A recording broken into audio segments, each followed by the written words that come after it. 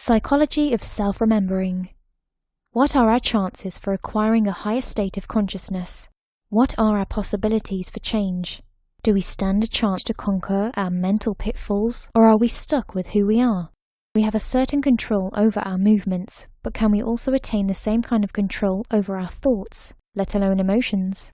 Anyone with a little self-knowledge knows how hard it is to permanently change oneself. It can be done, but this needs special training and the study of very elaborate exercises. Under normal conditions, we can have some control over our thoughts and the development of our consciousness. The mind is by far the most obedient to our will, that is, our mind, or the intellectual center, so we have to start from there. We have no direct control over most of our instinctive functions, nor do we have much control over our emotions. We have no direct control over our consciousness, but we do have some control over our thinking about consciousness. By giving our thoughts conscious direction, we could get a moment of consciousness.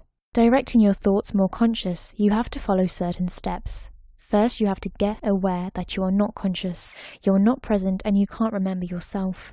Most of the time, you can recognize this by the expressing of some negative emotion or being lost in a positive emotion.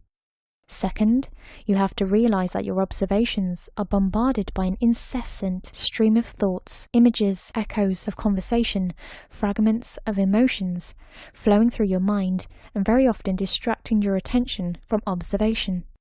In the moment you start self-observation, something in you starts imagination and self-observation.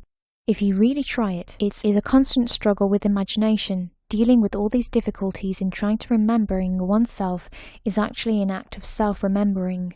One must try to remember oneself while one is not remembering oneself. Self-remembering is a very difficult thing to learn to practice when it is based on a specific expectation. As one tries to remember oneself, results will show up in the most unexpected ways. We have no command over states of consciousness, but we can remember ourselves for a short time. We have to find the weak spot in the walls of our mechanicalness, which is that special desire coming from the magnetic center. Up to this moment, our task has only been self-study. Now, with the understanding of the necessity for actual change in ourselves, work begins.